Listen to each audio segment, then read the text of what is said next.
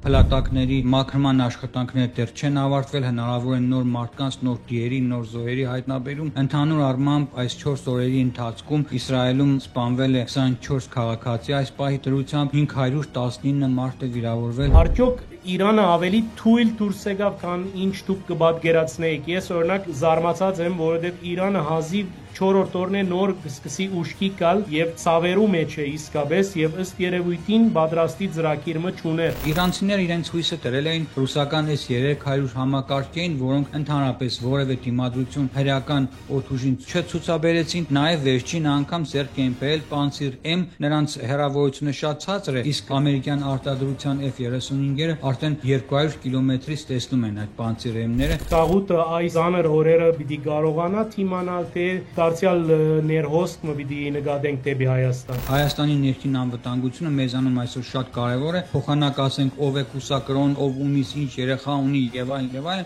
այդ թեմաները հանգիստ թողնեն, իրար հանգիստ թողնեն եւ անցնեն հայկական պետականության ամրացման աշխատանքներով։ Բարև ձեզ արևելքի հարթակով, այսօր հրադապ զրույցում ունենք, ինչպես գիտեք, պատերազմական գործողություններ են, Իսրայել ռազմական գործողության անցած է Իրանի Իսլամական Հանրապետության դեմ եւ իրավիճակը կշարունակի մնալ տեժ, երկուստեք քննադատություններ, երկուստեք ռմբահարումներ, մարդկային զոհեր, ամենակարևորը անմեղ զոհեր երկու կողմեր են եւ այս առումով բայելով լրատվական դաշտի այսպես հրադապությունը այս բահուն կապված եմ Պետախտիկվա քաղաքը մեր գործընկեր Արտյոմ Չեռնոմորյանի հետ զրուցելու համար վերջին զարգացումներուն մասին։ Բարի երեկո Արտյոմ, հուսամ ապահով ես։ Բարի երեկո, շատ շնորհակալություն այս հնարավորության համար։ Ապահովը մի փոքր հարաբերական է մեզանում, ցավոք սրտի, միասին գիտենք 2023 թվականից հետո ցանկացած պահի կարող է, ասենք, մեր մոտ ԱԹՍՀ-ի տագնապ հնչել կամ տարբեր տեսակի հրթիռների, այնպես որ արագ միասին հրատապ կաշխատենք։ Արտյոմ ջան, վերջին տվյալները ինչ են։ Առավոտը գրառում գրած էիր, բավական մտահոգիչ եւ նշած էիր մեր ակնթիրներն հիշեցնեմ, որ նաեւ մենք Պետախտիկվայի մեջ դիրախ դարձանք կան մարդկային անմեղ զոհեր։ Բարեբախտաբար գսենք, բայց ցավը բոլորին է, բարեբախտաբար հայեր չկան, այս բանուն ինչ է իրավիճակը եւ ինչ զարգացումներ կգնանք սպասել։ Այո, ցավոք սրտի առավոտյան շատ ծանր սև առավոտ ունեցանք, հենց հասկանում եք հնարավոր չէ ամբողջությամբ այդ բալիստիկ հրթիռները խոցել եւ եթե նույնիսկ մեկ հրթիռ հակաօդային պաշտպանությունը բաց է թողնում, սա դառնում է իսկական ողբերգություն։ Այդ տարածքը, որտեղ որ ընկել էր այդ հրթիռը, 4 մարդ է զոհվել, ցավոք սրտի տասնյակ վիրավորներ, մինչև հիմա փլատակների մաքրման աշխատանքները դեռ չեն ավարտվել, հնարավոր է նոր մարդկանց, նոր տիերի, նոր զոհերի հայտնաբերում եւ պատերազմը ծանր շարունակվում է, ինչպես նշեցիք, երկուստեք զոհեր, ընդհանուր առմամբ այս 4 օրերի ընթացքում Իսրայելում սպանվել է 24 քաղաքացի, այս պահի դրությամբ 519 մարդ է վիրավորվել, որոնց մի մասը կան նաեւ շատ ծանր, միջին ծանրության, երբ որ Իսրայելում ասում են ծանր, սա նշանակում է, որ մարդը նույնիսկ հնարավոր է վերջույթներ չունի, այսինքն շատ ծանր արդեն կյանքի ու մահվան եզրին է կանգնած։ Սա է իրավիճակը, կրկին մերձավոր արևելքում այրուն է թափվում, պատերազմները կարծես թե մեր գլխից անպակաս են, պարոն Արարյան։ Հարգելի Արտյոմ, այս Իրանի հագատարցումը կամ պատասխանը, գրակ պատասխանը ինչ որ բան կփոխե խաղի մեջ, որովհետև մենք գիտենք, որ Իսրայելի առյուծի վերել գործողությունը շատ թիրախային էր եւ տասնյակ հրամանատարներ զոհվեցան եւ առաջի օրը կարծես մենք այն զգացումը ունեինք որպես հետևողներ զարգացումներում, որ Իրանը ընկճված վիճակի մեջ է։ Այսօր, սակայն, ըստ երևույթին արաբական մամուլն ալ այդպես կգլե, կարծես թե Իրանը ինչ որ նախաձեռնության մեջ է ռազմական առումով եւ այդ ադոր դիմաց Իսրայել պիտի հագատարցե շատ ուժեղ եւ երկու կողմերը կխոստանան ճակերտի մեջ ցավցնող հարվածներ տալ։ Դուք ինչ սցենարներ կնախադեսեք։ Ուրեմն ես ամբողջ օրը հետևում եմ եւ միջազգային լրահոսին եւ ասենք նաեւ միաժամանակ իսրայելյան հերոստատեսությունների տարբեր վերլուծաբաններ, այդ թվում նաեւ նախկին Աման հատուկ հետախուզական ստորաբաժանումների հրամանատարի հարցազրույցը բավական հետաքրքիր էր նրա վերլուծությունը։ Ուրեմն երեք սցենար է այժմ մատնանշվում։ Ասենք Իսրայելը վերջին ցավոտ հարվածը այնպիսի հարված հասեց, չեմ խոսում միայն մարդկային կորուստների մասին, այս հրամանատարական կազմ, գիտնականներ եւ այլն, որ նրանց մեքենաներով են հիմա պայթեցնում, այսինքն դիվերսիոն շատ լուրջ աշխատանք իրականացում Իրանի ներսում, որոնք ի դեպ իրականացնում են իրանցիները։ Այսինքն ոչ թե հրեա հատուկ ծառայությունն, այլ հրեաների կողմից վարձված ուրեմն հատուկ ծառայության ներկայացուցիչներ են ու երեք հիմա սցենար է ուրվագծվում այս պահին կամ Իրանը ինչպես արդեն հայտարարել է միջազգային դիտորդներին է դիմել, որպիսի փորձեն որոշակի բանակցային սեղան վերադառնան եւ խոսեն, ասենք, բանակցությունների վերադառնան բանակցությունների սեղան, երկրորդ տարբերակը, եթե Իրանը վերադառնա բանակցությունների սեղան, բայց Ամերիկայի Միացյալ Նահանգները տեսնեն, որ նույնիսկ նույն խաղն է խաղում, նույնիսկ ժխտողական քաղաքականությունը, նույնիսկ ժամանակ արհեստական ձգելու, որովհետև Թրամփը 60 օր էր տվել եւ 61-րդ օրը Նաթանյահուի ձեռքերն ազատ արձակեց, հարվածեցին, այս օպերացիան տարի ու կես էին նախապատրաստել, այնպես չէ որ 3 էին նախապատրաստել եւ 3 էլ հարձակվեցին։ Սա երկրորդ տարբերակն է եւ այս տարբերակի դեպքում եթե Իրանը նույնիսկ փորձի այսպես հետաձգել եւ այլն, սրան կհաջորդի հնարավոր է Ամերիկայի Միացյալ Նահանգների ներգրավվածությունը եւ այս դեպքում արդեն լուրջ հարվածներ կհասցվեն ամերիկյան արդեն ռմբակոծիչների միջոցով հենց արդեն շատ խորության մեջ գտնվող իրանական միջուկային օբյեկտներին այս ժամանակ արդեն Իրանը իսկապես կհանձնվի։ Երրորդ տարբերակը ասենք գրեթե չի քննարկվում, որովհետև ասենք Իրանի ժողովրդին սեփական կառավարության դեմ հանելու, որովհետև Նաթանյահուն երկու օրը մեկ անգլերեն լեզվով հայտարարություններ է հանդես գալիս, ասում է, որ Իրանն ու հրեա ժողովուրդը բարեկամ ժողովուրդներ են, միասին հազարամյակներ են անցել, հազարամյա պատմություն ունեն եւ սրանով հանդերձ կոչ են անում բոլոր իրանցիներին թիկունքով շրջվել այաթոլլաների ռեժիմի դեմ եւ ասենք չկռվել ասենք այաթոլլաների համար եւ ուղղակի իշխանափոխություն կազմակերպել։ Այս երրորդ սցենարը մի փոքր անհավանական եմ ես Իրանի նման ուրեմն հարաբերությունները համարում եւ նաեւ ամենաչորրորդ ֆանտաստիկ ծրագիրը, որ եթե Իրանը փորձի Իրաք մտնել 500 հազարանոցի զորախմբով Իրաքից ճեղքի եւ մտնի փորձի մտնել, ասենք, մոտենա Իսրայելի սահմանին, բայց սա իհարկե գիտեք, որ ֆանտաստիկայի Քիչ ժանրից է ֆանտազիա սա։ է, այո, քիչ ֆանտազիա է այս Այո, ծերունը։ սա ֆանտաստիկա է, որի մասին ասենք, սա իրանական որոշ թերթերին էին գրել, չգիտեմ, ասում էին, այսպես կանենք, սա տարբերակ էին քննարկում որպես Իսրայելին այսպես վախեցնելու հետ կապված, բայց ես կարծում եմ, սա անիրատեսական է։ Բան Չերնոմորյան, նաև արևմտյան մամուլը հետաքրական բան գրե, այն իմաստով, որ այս բոլորը Նաթանյահուն ծեր վարչապետը Բիբին կգադարե բարձրապես ներքին լարվածությունը մեղմելու համար իրանցին հանդեպ արգա դժգոհությունը մեղմելու եւ օրագարկը ծրելու։ Մենք նկատեցինք, որ ճիշտ է Լիբանանի մեջ կարողացավ ինչ որ ցավցնող հարված տալ Հեզբոլլային, բայց Գազայի խնդիրը դակավին չէ լուծված եւ հերանեկարալ հստակ չէ, թե Գազայի ճակատագիրը ինչ պիտի լա։ Արդյոք այս բոլորը արժեր ամբողջ աշխարհը դագնու վրա անել այդ օրագարկին համար, դուք ինչպես կդիտարկեք, նաև կնկատենք, որ մինչ Միացյալ Նահանգներ խորքային նեցուկ ցույց կտա Իսրայելին անտին Եվրոպան խանդավառ չէ, բայց թեմ չէ։ Ինչ է ընդհանուր պատկերը ձեր մոտ մամուլը ինչ կգրե այս առումով։ Նախ արևմտյան մամուլը եւ արևմտյան պետությունները, ինչպես ճիշտ նշեցիք, չեն շատ խրախուսում Իսրայելի հարձակումը, բայց միևնույն ժամանակ չեն էլ դատապարտում, այսինքն արևմտյան տերությունների համար անընդունելի է այաթոլլաների ռեժիմի միջուկային զենք ունենալու տարբերակը։ Սա անընդունելի է, սա պետք է բացառել։ Հիմա Բայց ինչ իրադեսական է այդ վերակրումը, այդ մեղադրանքը կգարձեք, որ իրադեսական է, որ Նատանյահուի հետ կապված, հիմա ասեմ։ Ուրեմն Նատանյահուն երբ որ իշխանության է գալիս, նա ասենք մի քանի արդեն պատերազմներ է ձեռնարկել եւ օրինակ Ջիհադա Իսլամի հետ 2023 թվականի մայիսի այդ 50-օրյա հակամարտությունը, որի ժամանակ մեր հայրից մեկը մահացավ, սպանվեց, ասենք հրթիռահարության պատճառով, ասենք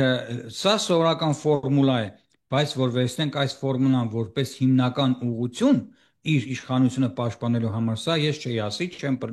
պնդի եւ ճիշտ չեմ համարի, որովհետեւ հուտիների ամենօրյա մեր վրա հարձակումները, չէ որ ասենք Իրանը ստեղծել էր ուրեմն հրե օղակ Իսրայելի կոկորտին։ Տեսեք, Գազայի գոտում Ջիհադա Իսլամի Համաս, Լիբանանում Հեզբոլլահ, Իրաքում իրաքյան միլիցիա, Սիրիայում սիրիական միլիցիա Ասադի ուրեմն Ասադի ռեժիմ եւ Եմենում էլ հութիներ, այսինքն երբ որ նայում ես քարտեզը ամբողջությամբ Իսրայելը այսպես օղակի մեջ էր Իրանն առել եւ մնում էր վերջին հարձակումը, որի այսպես ասենք փորձը իրականացրեց Համասը հազարավոր գրոհայիններով ներխուժելով հոկտեմբերի ուրեմն 7-ին 23 թվականի ու մարդկանց մորտելով ու գերեվարելով։ Այսա թույլ չտալու համար Նատանյահուի կառավարությունը այսպես է ուրեմն մեկնաբանում, որ որպիսի այս պրոքսիների հարցը լուծվի, պետք է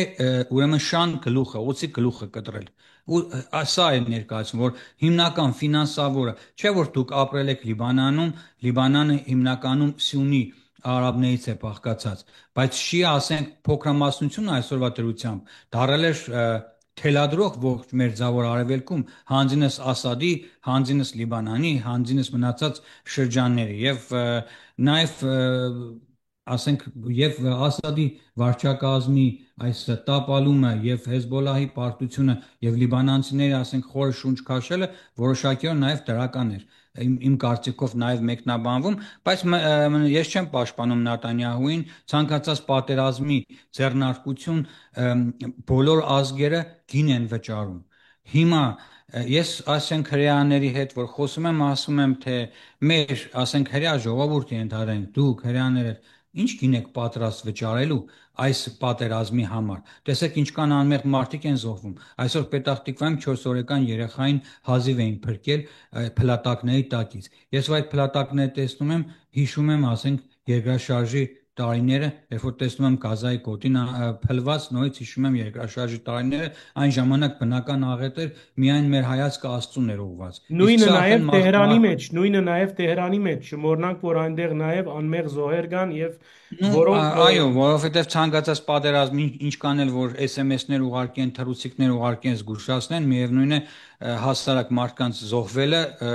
եւ նույնիսկ հասարակ բան որ ասենք ենթադրենք մարդը գիտնական է, ունի ընտանիք, երբ այդ գիտնականն իր տան մեջ վերացնում ես, ուրեմն ընտանիքի անդամները համապատասխանաբար այս մարդու հետ նաև զոհվում են եւ սա փաստ է։ Բայց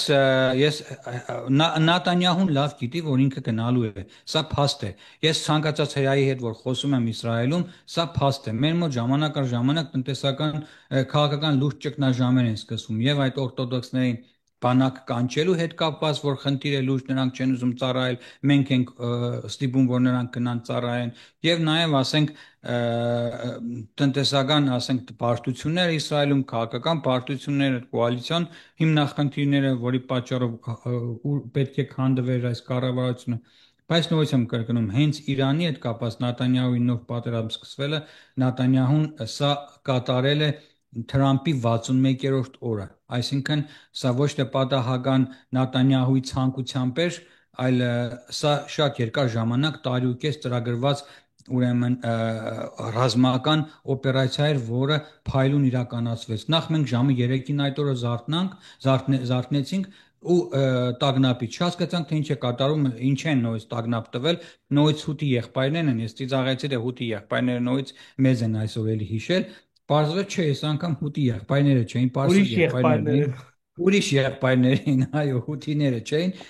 եւ հասկացանք, որ արդեն մի քանի ժամ է ընթանում է Իրանի վրա հարձակումը, ոչ թե նոր է սկսվել, այլ մի քանի ժամ արդեն ընթանում է եւ արդեն հասցրել էին բոլոր այն հրամանատարներին, գեներալ-մայորներին, Իրանի այդ ղեկավար կազմին երկրորդ, երրորդ համարներին իրենց զինվորականներին արդեն վերացրել էին Եվ ու վերացրել են իր Սամիան հայտարարվածն է, բարոն Չերնոմորյան, այո, Սամիան ես գիտեմ, Իսրայելում ասում են, որ մոտ 50 զինվորական են ոչնչացրել ու երբ որ իրենք հայտարարում են նկարներն են ցույց տալիս, դրանք արդեն հաստատվածներին են ասում, բայց ասում են, որ նախնականով արդեն 50 ամենաբարձրաստիճան զինվորականների հարվածներ են հասցրել եւ ոչնչացրել ու կամաց-կամաց իրանցիները ուզած թե չուզած պետք է սրանք խոստովանեն, որ մարդկային նման զոհեր են ունեցել, իսկ այսօր ես կարդացի, որ Դոնալդ Տրամփը չի թույլատրել այս օպերացիայից առաջ Այաթոլլահ Խոմեյնիին վերացնել, ինչպես արեց Նասրալլահի դեպքում եւ մնացած ուրեմն ղեկավարների Հեզբոլլահի եւ Համասի։ ամեն բարակայի երբեք հերու չենք Բեյրութի սենարեն, ադիգա երկար թեմա է գրնանք ժամերով խոսիլ։ Ես նաև Այո։ պիտի ուզեի իմանալ ծեր դպավորությունները ընդհանուր Իսրայելի մեջ։ Արդյոք Իրանը ավելի թույլ դուրս եկավ, քան ինչ դուք կպատկերացնեիք։ Ես օրինակ զարմացած եմ, որովհետև Իրանը հազիվ 4-րդ օրն է նոր կսկսի ուշքի գալ եւ ցավերու մեջ է իսկապես եւ ըստ երևույթին պատրաստի ծրագիրը չուներ գա այդ տպավորությունը ձեր մոտ։ Ոչ թե տպավորություն, ես կասեի համոզմունք ու դուք իրավացի եք իրանցիները, երբ որ մեր մոտ ունենք իրանագետներ, որոնք որ ասենք հрьяաներ են ծնվել են, մեծացել են Իրանում եւ այժմ դարձել են ասենք Իրանի քաղաքական խնդիրների եւ տարբեր տեսակի հարցերով վերլուծաբաններ, նրանք ասում են, որ իրանական տելեգրամյան կանալներում այնպիսի ահուսարսափ է տարածված, որ տեսեք Թեհրանից մարդիկ ինչպես են փախչում, ինչպիսի ավտոշարաշներով։ Առաջին օրը կարողացան ամբողջությամբ խոցել հակաօդային պաշտպանությունը եւ այսօրվա դրությամբ ցանկացած օդանավ շատ հանգիստ կարող է մուտք գործել Իրանի տարածք, ցանկացած օբյեկտ ռմբակոծել, հողին հավասարեցնել եւ հետ դառնալ։ Բացյամ քաղաքի այդ սարսափելի սպանդից հետո, երբ որ բազմաթիվ մարդիկ մահացան ու մի քանի շենքեր փլուզվեցին, 6 շենք շատ ծանր վնասվեց, 4 շենք փլուզվեց, այս հարձակումից հետո Իսրայելը Իրանի բոլոր պետական սիմվոլները հողին հավասարեցրեց իրենց պետական մարմինները, հասկանում եք, եւ այսինքն ցանկացած շրջան հանգիստ Իրանի կարող են մուտք գործել, օդանավորով խոցել, իրանցիները իրենց հույսը դրել էին ռուսական S-300 համակարգերին, որոնք ընդհանրապես որևէ դիմադրություն հրեական օդուժին չցուցաբերեցին, նաև վերջին անգամ ձեռք էին բերել Պանցիր M, չնայած որ շատ սակավաթիվ են Ռուսաստանն ինքն էր այդ համակարգերում շատ ուրեմն պետք իրեն, Պանցիր M-ներն այսպես արևածաղկի նման ոչնչացրեցին Պանցիրեմները, որտեղ նրանց հեռավորությունը շատ ցածր է, իսկ ամերիկյան արտադրության F-35-երը արդեն 200 կիլոմետրից տեսնում են այդ Պանցիրեմները, ել չեմ խոսում արբանյակային հետախուզության այն բոլոր հետախուզական աշխատանքներին, որ հենց Այաթոլլահի քթի տակ իրականացնել են հրեա հատուկ ծառայությունները։ Շատ դեղին է ցերտի դարգումը նաև պիտի վերադառնանք մեր խնդրին, հայկական խնդրին։ Այսօր լրահոսի մեջ նշмарեցի թե Երուսաղեմի մեջ հայեր կան, որ կուզեն տեղափոխվել, ինչ է պատմությունը եւ արդյոք Կաղուտը այս ցաներ օրերը պիտի կարողանա թիմանալ թե դարձյալ ներհոսք մը պիտի նկատենք դեպի Հայաստան։ Գետնի վրա ինչ կգադարվի, խնդրեմ։ Այո, նու Երուսաղեմը, այսպես ասեմ, ամենաչտուժված, այսպես միայն իրենց մոտ տեղի են ունենում տագնապներ, բայց իհարկե Երուսաղեմի վրա որևէ հրթիռ կամ ոչ մի բան չի ընկել, երուսաղեմցիներին նման վտանգ բարեբախտաբար չի սպառնում։ Հիմնական թիրախները ռազմական օբյեկտներն են, որոնք չեն կարողանում խոցել եւ քանի որ ռազմական այդ օբյեկտները անմիջապես ենթադրենք Տել Ավիվ պաշտպանության նախարարությունը գտնվում է հենց Թել Ավիվի կենտրոնում, փորձում են խոցել մի քանի 100 մետր, որ շեղվի այդ հրթիռը, անմիջապես խոցում է խաղաղ բնակելի շենք ու մարդկանց են սպանում, պաշտպանության նախարարությունը մնում է անվնաս ու մինչև այսօր էլ անվնաս որևէ մաս չի պակասել այդ պաշտպանության նախարարության վրայից։ Ինչ վերաբերում է մարդկանց ուրեմն տեղափոխելուն այս պայծրությամբ մենք բլոկադայի մեջ ենք գտնվում։ Իսրայելի օդանավակայանները փակ են, ոչ մի ինքնաթիռ գետնի վրա չկա։ Հետաքրքիրն այն է, որ նախքան ռազմական օպերացիան սկսելը Իսրայելը արդեն իր բոլոր ինքնաթիռներ 4 ավիակոմպանիաներ կան, ավիաընկերություններ կան Իսրայելում, նրանք իրենց ինքնաթիռները տեղափոխել են Կիպրոս, Հունաստան, Ամերիկա, եվրոպական երկրներ, նույնիսկ խոսում են Թուրքիայի մասին, այսինքն նույնիսկ Թուրքիա են տեղափոխել։ Ես սա չեմ կարող հաստատել, չունեմ նման տեղեկություններ, բայց Հունաստանի Կիպրոսը հաստատե, Ամերիկան հաստատե, եվրոպական պետությունները հաստատե։ Այսինքն հարյուրավոր ինքնաթիռներ հանեցին երկրից եւ այսօրվա դրությամբ մինչեւ ամսու 19 ներառյալ եւ խոսում են նույնիսկ մինչեւ ամսվա այս ամսվա վերջ որևէ չվեր չկա, ինքնաթիռ չկա օդանավակայանում, ոնց կարող ենք մենք այստեղից տարհանվենք։ Միակ տարբերակը Ժամանակի Եգիպտոսի ջամփով Սինայի այո, միայն Սինայն է եւ ռոյալ, ասենք, տեղափոխվել Հորդանանի թագավարություն, բայց ունենալով եբրայական հրեական անձնագրեր, սա մեզ համար բավականին բարդ է։ Իսրայելի կառավարությունը հայտարարել է, որ մենք նման ուրեմն ուղևորություններ չենք խրախուսում, չենք պաշտպանում եւ չենք կարող ձեզ ասենք Հորդանանում պաշտպանել։ Ինչպես գիտեք, Հորդանանի բնակչության 80%-ը պաղեստինցի է, ենթադրենք ես լինելով Արտյոմ Չեռնամորյան ծնունդով Հայաստանից, գնամ հրեական անձնագրով, ասենք, Հորդանան, ինձ ով եթե ընկնեմ, ասենք, ոչ բարի մարդկանց ձեռք, ինձ անմիջապես կդարձնեն Համասի գրոհայինների, ասենք, խաղաթուղթ որպես, այսինքն կփոխեն մի 2000, չգիտեմ, կենթանի կմնանք թե չէ, մի 2000 հոգու հետ էլ կփորձեն փոխել, կապ չունի ազգությունը, կարևորը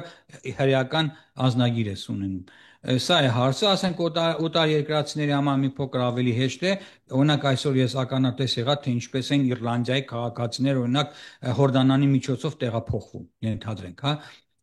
անցնում են սահմանը Հորդանան։ Ես անձամբ Հորդանանում եղել եմ, անկեղծ ասած, 2022 թվականին մեծ գերհաճույք եմ ստացել այդ երկրի հյուրընկալությունից, բայց այնտեղ բոլորն ինձ ընկալում են որպես հայ, չնայած որ ունեի իսրայելյան քաղաքացիություն։ Բարձ է։ Վերջին հարցումս, պարոն Չեռնոմորյան, ինչ կվերապերի Հայաստանին, մեզի ինչ վտանգներ կսպառնա դիտելով ձեր, ասենք, իսրայելյան բադուանեն դեպի Երևան, ինչ կգարձեք, մենք արդյոք ցնցումներ պիտի նկատենք, հատկապես Ադրբեջանի խոսույթին վերապերյալ, եւ գիտեք, պատերազմները այլ երկիրներու մենադերներուն արիտ կդառնան գործողություններ կատարելու այդ մտավախությունները կան, ինչ կլսեք, ինչ կգարտակ այդ մասին գուզեի գիսվիլ մեր դիտողներուն հետ։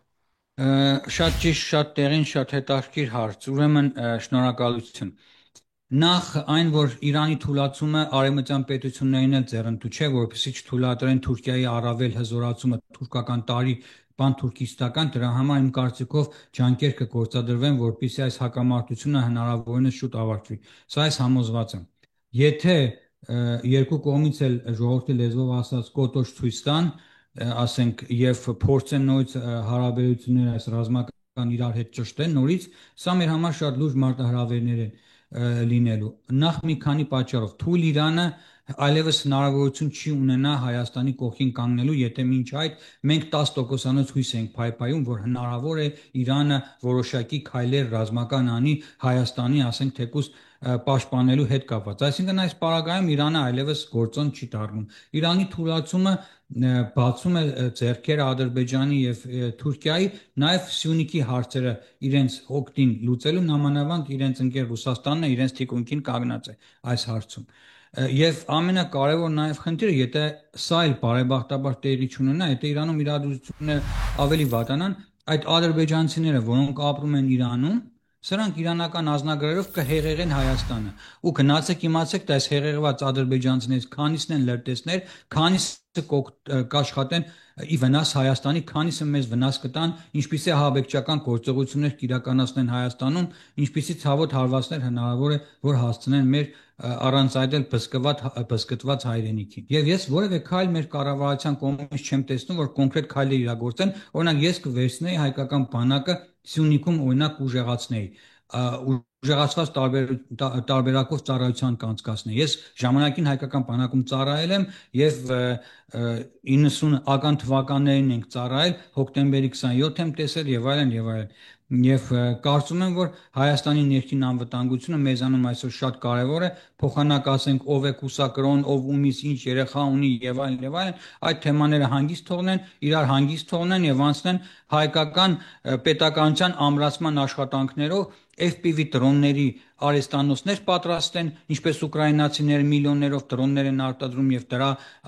առավելությունը մարտադաշտում զգում ես, երբ որ $1000 փոքրիկ խաղալիքը կարողանում է տանկ խոցել։ 8-9 միլիոն դոլարանոց, ասենք թե 90 տանկ է խոցում կամ 20 միլիոնանոց եւ այլն եւ այլն։ Այսքանը, պարոն Արիան։